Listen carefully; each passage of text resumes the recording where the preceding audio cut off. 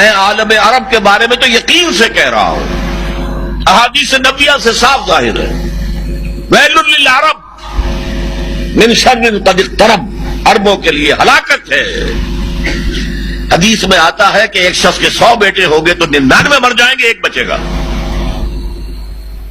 سب سے بڑے مجرم وہ ہے،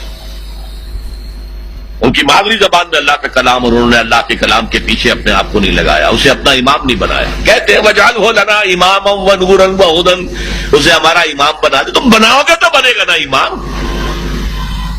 بنانے کو تیاری تھی، دعائیں مانگ رہے ہیں بڑی لمبی لمبی، ایک ایک گھنٹے کی دعا جو ہے حرمین کے اندر مانگی جا رہی ہے تراویح کے بعد اور ختم قرآن کے بعد۔ یہ دعائیں تمہارے منہ پر دے ماری جاتی۔ ہو کون تم؟ لستم علی شیء حتی تقیموا التوراۃ والانجیل وما انزل الیکم من ربکم، اے نبی کہہ دیجیے اہل کتاب سے تمہاری کوئی حیثیت ہماری نگاہ میں نہیں ہے جب تک کہ تورات اور انجیل کو قائم نہیں کرتے۔ یہی بات اپنے بارے میں سمجھیے، یا اہل القرآن لستم علی شیء حتی تقیموا القرآن، جب تک قرآن کے نظام کو قائم نہیں کرتے تمہارا منہ نہیں ہے کہ ہم سے دعا کرو، دفع ہو جاؤ۔ تم پڑھو قنوت نازلہ، کوئی اثر نہیں ہوگا۔ ڈھاکہ فال ہو گیا، روتے رہے، چیخ چیخ کر پکارتے رہے، حرمین میں پکارتے رہے۔ سنا اللہ نے؟ ابھی مرا ہے وہ جگجیت سنگھ اروڑا، جس کے سامنے یؤتی الجزیۃ عن ید وہم صاغرون، آپ کے جرنیل ٹائیگر نے اپنا جو ہے ریوالور پیش کیا تھا۔ جگجیت سنگھ اروڑا یہی کا تھا، گجرانوالے والے کا۔ بہرحال ابھی ایک امید ہے، جب تک بھی اللہ تعالیٰ مہلت دیتے، لیکن اس کا راستہ کیا ہے؟ پہلے تو میں امید افزا باتیں آپ کو بتا دوں۔ احادیث صحیحہ میں اس کی خبر دی گئی ہے کہ قیامت سے قبل پوری دنیا میں اسلام کا نظام قائم ہوگا، اور یہ اتنی پختہ حدیثیں ہیں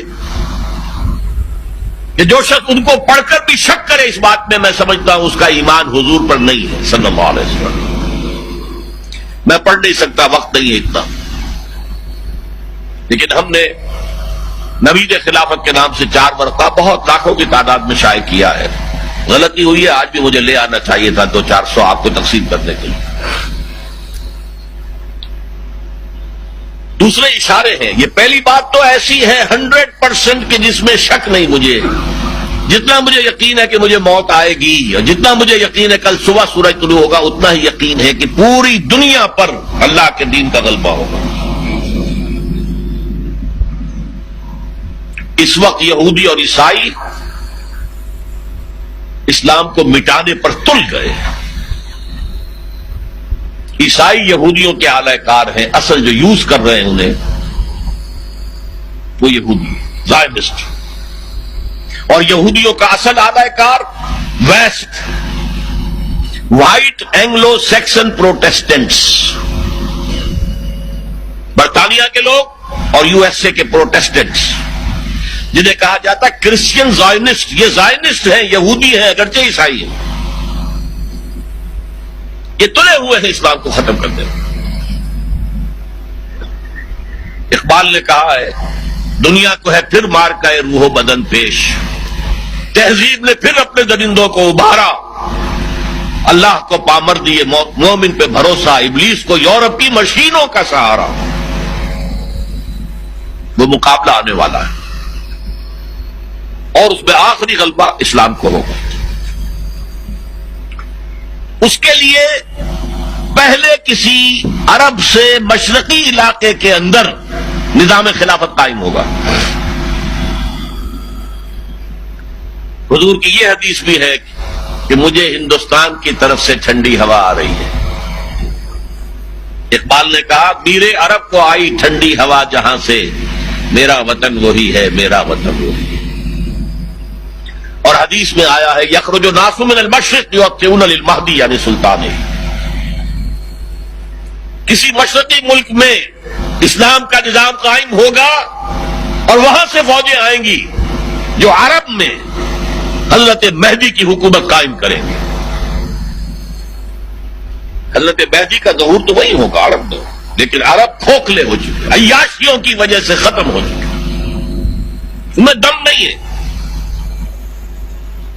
فوجیں جائیں گی کسی مشرقی، اب مشرق میں کون ہے؟ ایران ہے، وہ خلافت کا قائل ہی نہیں، وہ تو امامت کے قائل ہیں۔ پھر افغانستان ہے، پھر پاکستان ہے۔ یہ ہے وہ خطے کہ جہاں سے انشاءاللہ خلافت کا نظام دوبارہ ابھرے گا اور یہیں سے پھر پھیلے گا۔ یہ چاہتے ہیں کہ اللہ کے نور کو اپنے منہ کی پھونکوں سے بجھا دیں۔ بش تلا ہوا ہے، اسرائیل تلا ہوا ہے، یورپ تلا ہوا ہے۔ اسلام کو ہم ختم کریں گے، اسلام کو مذہب کی حیثیت سے ختم نہیں کرنا چاہتے۔ رہو، نماز پڑھو، روزہ رکھو، ہمیں کوئی اعتراض نہیں، لیکن اسلام کا سیاسی نظام، اسلام کا معاشی نظام، اسلام کا سماجی نظام، nothing doing, there can be no compromise، ہمیں ختم کر کے رہے۔